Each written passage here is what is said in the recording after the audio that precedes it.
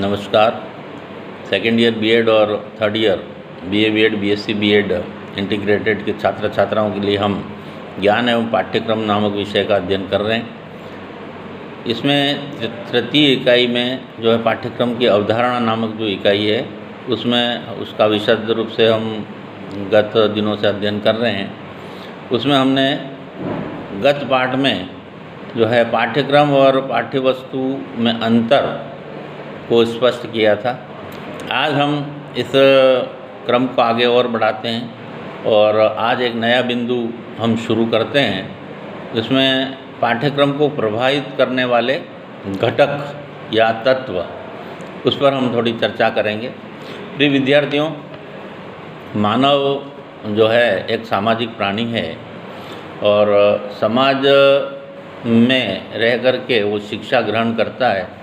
तो शिक्षा के द्वारा ही उसको मनुष्य को सामाजिक बनाने का कार्य किया जाता है।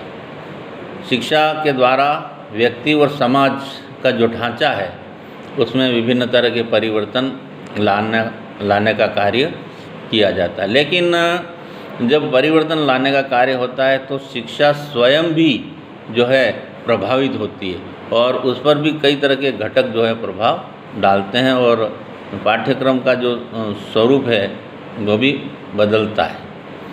तो उस पाठ्यक्रम को बदलने के लिए जो है हम दो तरह की बात होती है। उसमें पाठ्यक्रम में का बदलाव जो है, पाठ्यक्रम का जो स्वरूप है वो दो तरह से प्रभावित होता है। एक तो शैक्षिक प्रक्रिया के आधार पर, मतलब शैक्षिक घटक, और दूसरे होते हैं सामाजिक घटक। तो शिक्षा दो तरह से प्रभावित होती है, शैक्षिक घटकों के रूप में शैक्षिक व्यवस्था के आधार पर, और दूसरा प्रभाव होता है उसमें सामाजिक। तो सबसे पहले हम आज जो है शैक्षिक दृष्टि से जो प्रभाव पड़ते हैं पाठ्यक्रम पर और उसमें जो परिवर्तन होता है उसकी चर्चा हम करते हैं। तो शैक्षिक घटकों के या शैक्षिक तत्व के आधार पर हम देखें तो पहला जो घटक होता है वो शिक्षा व्यवस्था होती है। शिक्षा व्यवस्था तथा पाठ्यक्रम का घनिष्ठ संबंध होता है, दोनों एक दूसरे पर आश्रित होते हैं। पाठ्यक्रम को समय समय पर शिक्षा व्यवस्था जो है वो प्रभावित करती रहती है। शिक्षा व्यवस्था में बदलाव आने पर पाठ्यक्रम में भी बदलाव आता है। जैसे जैसे सरकार के द्वारा शिक्षा व्यवस्था में बदलाव लाया जाता है तो पाठ्यक्रम का स्वरूप भी बदलता है। जैसे हम देखते हैं बहुत सी बार पाठ्यक्रम बदलता है, ऐसा सुनते हैं कक्षाओं का, तो ये उसी का प्रभाव है।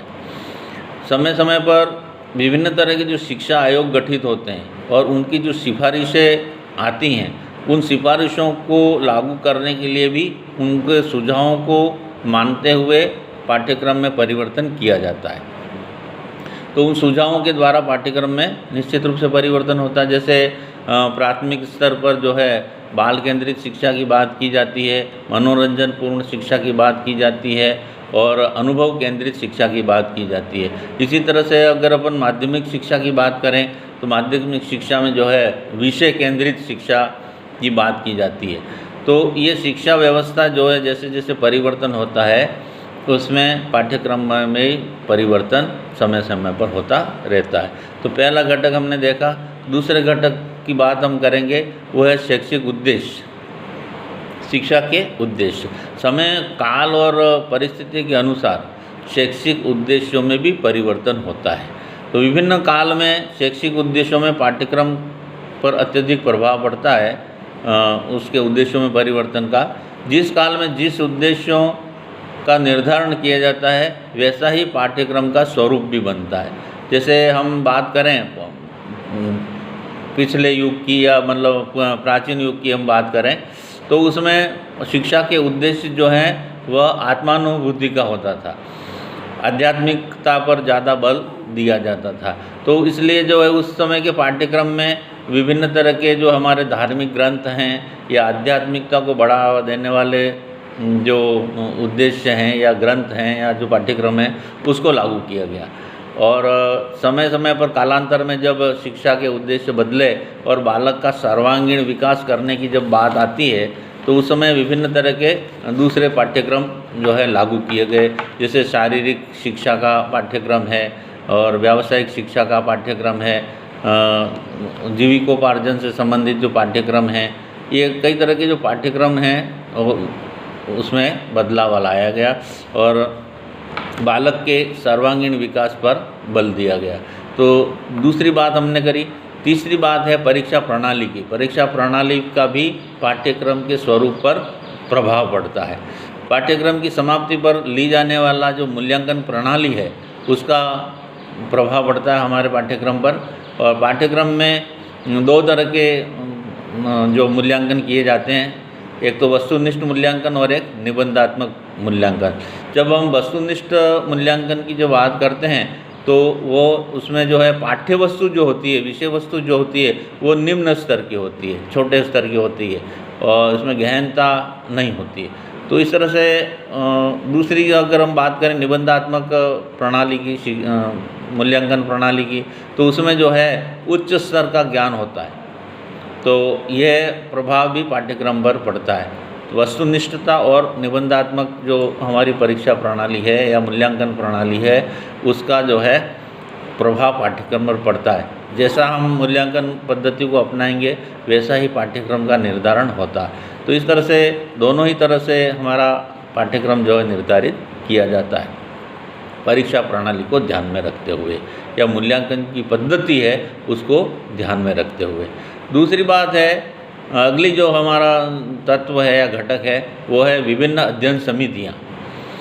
समय समय पर विभिन्न कक्षाओं का जो पाठ्यक्रम का प्रारूप या स्वरूप निर्धारित करने के लिए कई तरह की अध्ययन समितियों का गठन किया जाता है शासन के द्वारा, और वो समितियाँ अपनी रिपोर्ट देती हैं। तो उसमें जो सदस्य होते हैं समितियों के, विभिन्न क्षेत्रों से उसके सदस्य होते हैं, तो वो सदस्यों की जो व्यक्तिगत अभिरुचियाँ हैं, व्यक्तिगत उनका जो है अभिवृत्तियाँ हैं या व्यक्तिगत उनकी जो योग्यताएं हैं और उनका जो मानसिक स्तर है उसके अनुसार उनका भी पाठ्यक्रम पर प्रभाव पड़ता है। वह अपनी अभिरुचियों, अभिवृत्तियों, अपने मानसिक स्तर और अपनी योग्यता के अनुसार अपनी रिपोर्टिंग करते हैं सरकार को, और उसके आधार पर जो है पाठ्यक्रम का निर्धारण किया जाता है। तो ये प्रभाव भी उनका जो है, उनका व्यक्तिगत प्रभाव भी अध्ययन समिति के सदस्यों का पाठ्यक्रम पर पड़ता है और उसके अनुसार उसका स्वरूप परिवर्तन होता है। अगली बात हम देखें, पाठ्यक्रम का जो शैक्षिक स्वरूप है उसमें घटक जो है उसमें शासन पद्धति। जिस काल में जैसी शासन पद्धति चल रही है, जैसे हमारे देश में जनतंत्रात्मक शासन पद्धति है, जनतंत्रात्मक शासन पद्धति के अनुसार पाठ्यक्रम होगा, उसको बढ़ावा देने वाला समानता, स्वतंत्रता, भ्रातृत्व, सहयोग, ये हमारे जो जनतंत्र शासन पद्धति के जो है गुण होते हैं और उसका समावेश पाठ्यक्रम में होता है। उसको बढ़ावा देने के लिए पाठ्यक्रम का निर्धारण होता है। और जैसे राजतंत्र हो या ये क्या कहते हैं, राजतंत्र के अलावा निरंकुश शासन पद्धति होती है या डिक्टेटरशिप जहाँ होती है, तो वहाँ का जो पाठ्यक्रम है, वहाँ की जो शिक्षा पद्धति है, शिक्षा में जो विषयों का समावेश होता है वह उसी के रूप में होता है। तो उसका प्रभाव, जैसा शासन पद्धति होती है वैसा प्रभाव उस देश के छात्रों का जो शिक्षा पद्धति है उसके पाठ्यक्रम पर पड़ता है। जैसा पाठ्यक्रम उसके अनुसार ही जो है निर्धारण किया जाता है। तो आज हमने इन शैक्षिक जो घटक हैं पाठ्यक्रम के 5, उस पर विस्तृत रूप से चर्चा की। शेष बात हम कल देखेंगे। धन्यवाद। जय हिंद।